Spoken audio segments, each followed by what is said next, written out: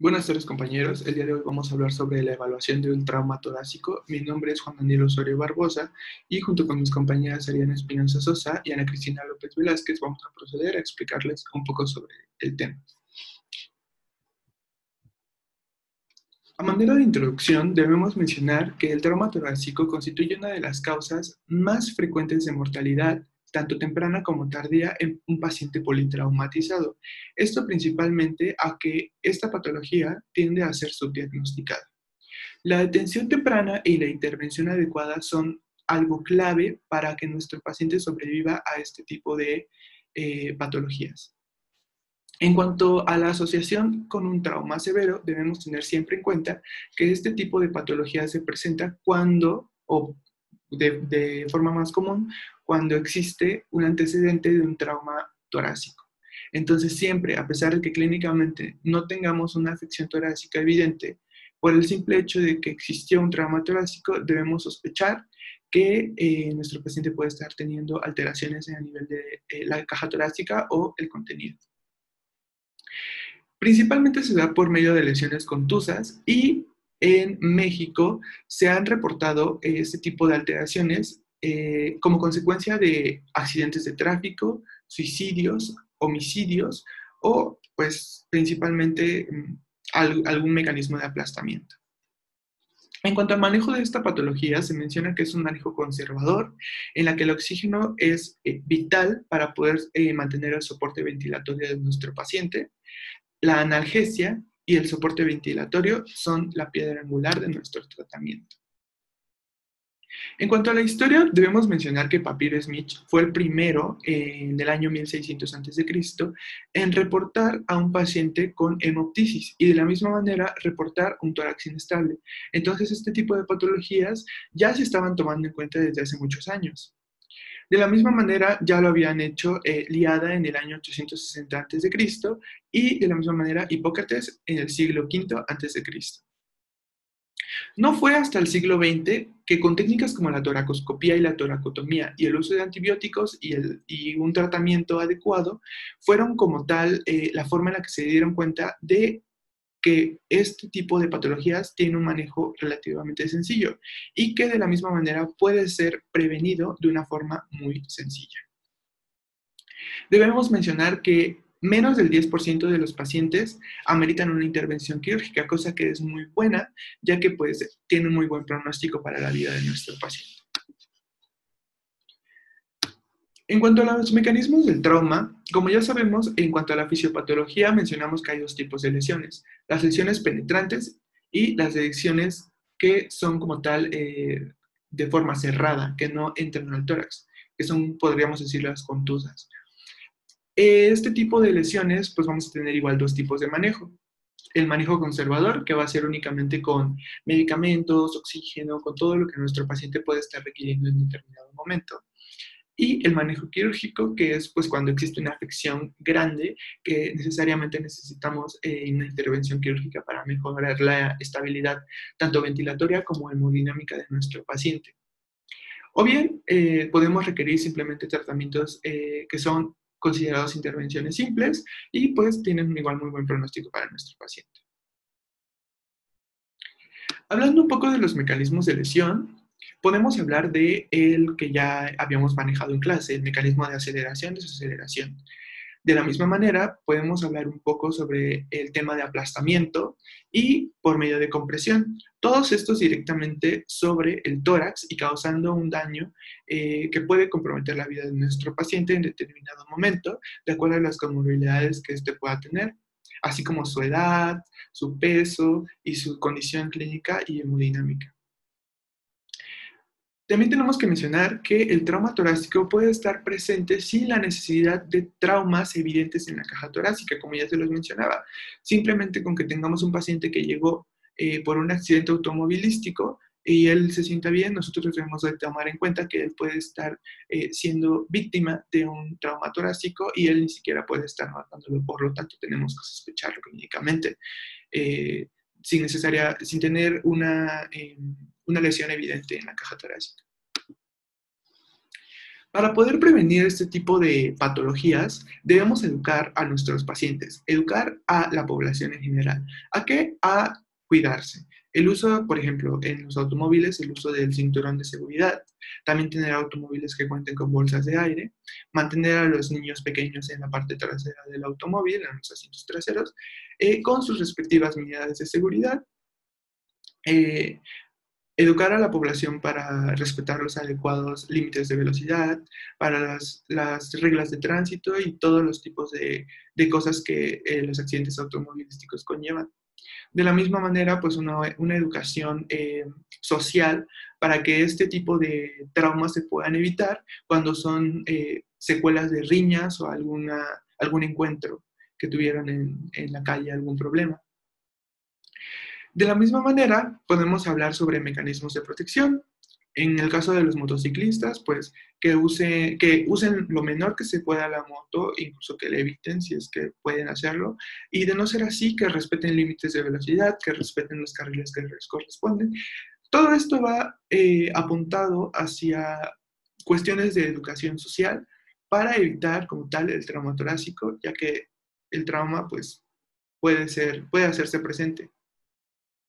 De la misma manera, tenemos que crear conciencia en la sociedad de que este es un problema que necesita un manejo muy estricto muchas veces y que ellos mismos tienen la capacidad de evitar. ¿Cómo? Teniendo una educación automovilística, educación social, educación de todo tipo que pueda ayudarnos a no ser víctimas de este tipo de accidentes automovilísticos o accidentes como tal. Ahora vamos a pasar a hablar un poco sobre, vamos a profundizar un poco más con mi compañera Ariana.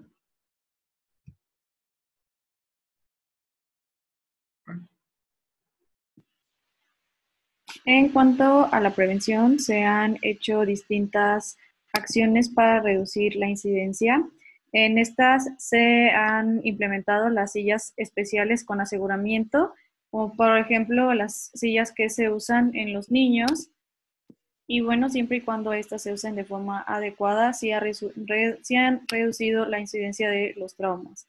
Y también otras que se usan mucho son las bolsas de aire, así como los cinturones de 3 puntos, también han mostrado, según distintos estudios, la reducción significativa de la lesión de tórax. También es importante mencionar que se han hecho acciones legislativas en cuanto a la velocidad con la que manejan los conductores y se ha también encontrado que la incidencia ha disminuido gracias a estas. Y también se recomienda el uso de cascos, por ejemplo, en personas que manejan motos y se ha encontrado que sí hay una reducción del traumatismo cráneoencefálico, aunque por otro lado han existido un aumento de las lesiones en tórax. Ahora bien, cabe mencionar que las bolsas de aire tienen que usarse de una forma adecuada, dado que su uso en forma incorrecta o cuando estos no funcionan bien, se puede aumentar la incidencia de lesiones que lastimen como tal las cavidades cardíacas. Y bueno, en cuanto a la conclusión sobre prevención, podemos decir que el uso adecuado de cinturones de seguridad de 3 puntos, más las bolsas de aire, junto con la reducción de velocidad que ya está legislada y el no uso de sustancias como alcohol en cuanto a las personas que manejan, ha reducido o va a reducir todavía más la incidencia de distintos tipos de trauma.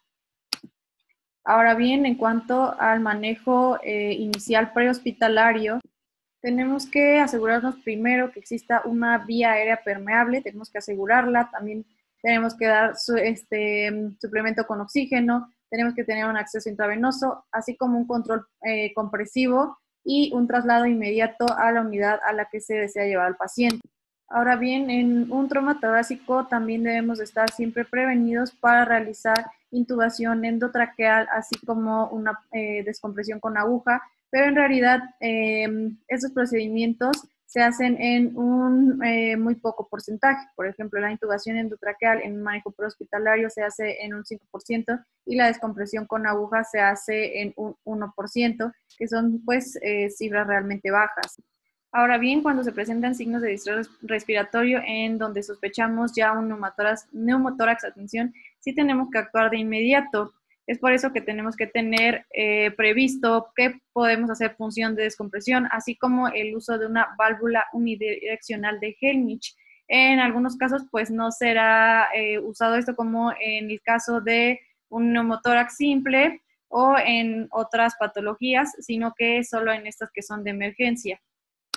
Ahora bien, en el caso de una sospecha, por ejemplo, de un tórax inestable, lo que podemos hacer es usar soluciones o bien compresión directa para mantener un poco estable al paciente, o bien la postura también puede ayudar a que se controle esa inestabilidad por parte de esta patología, así como uso de analgesia y oxígeno, que son los que más nos van a ayudar en cuanto al manejo prehospitalario de un tórax inestable.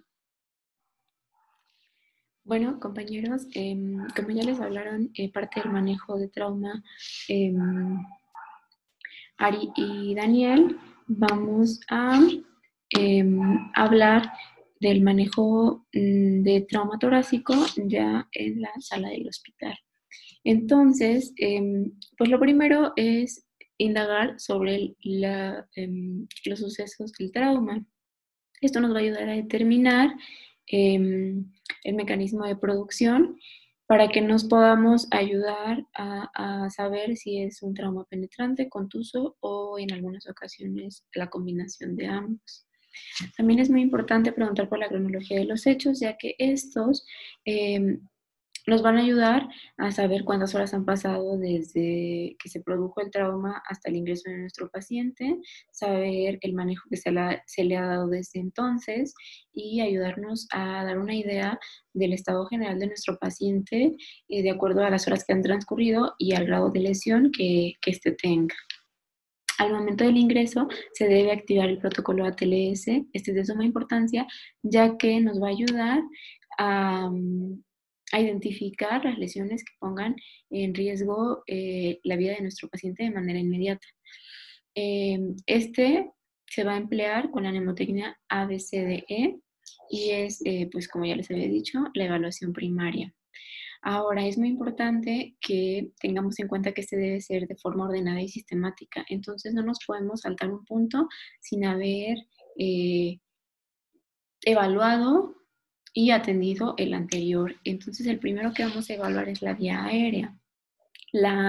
Entonces, aquí vamos a utilizar una mnemotecnia que se llama Mametra, en donde se abordan los métodos manuales, mecánicos y transtraqueales para permeabilizar la vía aérea. En cuanto a los manuales, vamos a tener el mecanismo de extensión de la cabeza y elevación del mentón y de tracción mandibular. También es muy importante que en este punto se evalúe, o más bien se lleve a cabo la restricción cervical del paciente dependiendo del mecanismo de trauma que tenga. Es muy importante igual verificar que la vía aérea esté despejada y permeable.